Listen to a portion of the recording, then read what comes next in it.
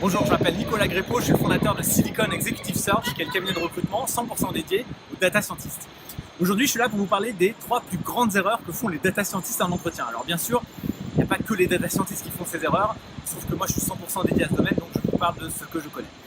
Si vous restez jusqu'à la fin de la vidéo, je vais aussi vous donner un 4e conseil, et c'est peut-être le conseil le plus important pour réussir un entretien. Alors les 3 plus grandes erreurs, qu'est-ce que c'est? La première erreur, c'est de ne pas prendre de notes. Et oui, parce que quand vous prenez des notes, eh bien, c'est un signe non verbal d'intérêt, de motivation, et inversement, si vous n'en prenez pas, ça peut se poser la question de savoir si vous êtes vraiment intéressé. Imaginez si vous parlez à quelqu'un et qui prend des notes, comment ça vous fait l'effet que ça a sur vous. Eh bien, je peux vous dire que vous vous sentez bien et vous avez envie que la personne qui vous interviewe se sente bien aussi. Alors la prochaine fois que vous allez en entretien, n'oubliez pas votre stylo et votre papier.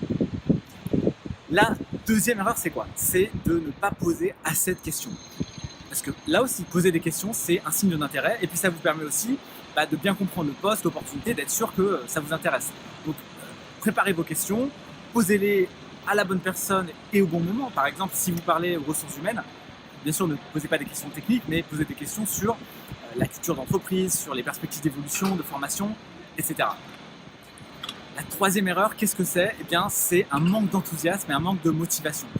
Entre 2 candidats qui ont le même niveau technique, je peux vous assurer, ça fait 10 ans que je fais du recrutement, que celui qui a le plus d'enthousiasme et de motivation, c'est celui qui va être retenu. Alors, 2 conseils pour ça. Juste avant l'entretien, pensez à quelque chose qui vous passionne, un bon souvenir, peu importe, mais quelque chose qui vous met dans un état émotionnel positif, qui vous énergise. Et ça va se montrer bien sûr pendant l'entretien. Et puis à la fin de l'entretien, si vous l'avez aimé, eh bien dites-le. Regardez la personne avec qui vous avez passé l'entretien dans les yeux et dites-lui, écoutez, merci beaucoup pour cet entretien. Je suis très motivé par ce poste et voilà les raisons pour lesquelles je suis motivé. Raison numéro 1, numéro 2, numéro 3, peu importe, bien sûr, il faut trouver vos propres motivations et les adapter.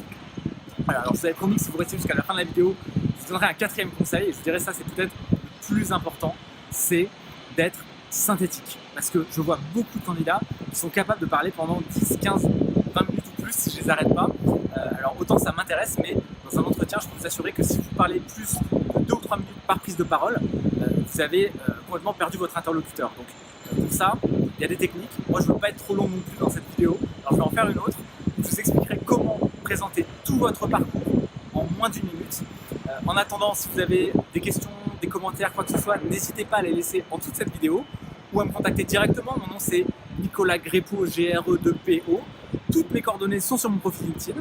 Et en attendant la prochaine vidéo, n'oubliez pas que Data Scientist, c'est le job le plus sexy du 21e siècle et vous changez la vie des gens. Merci pour votre attention.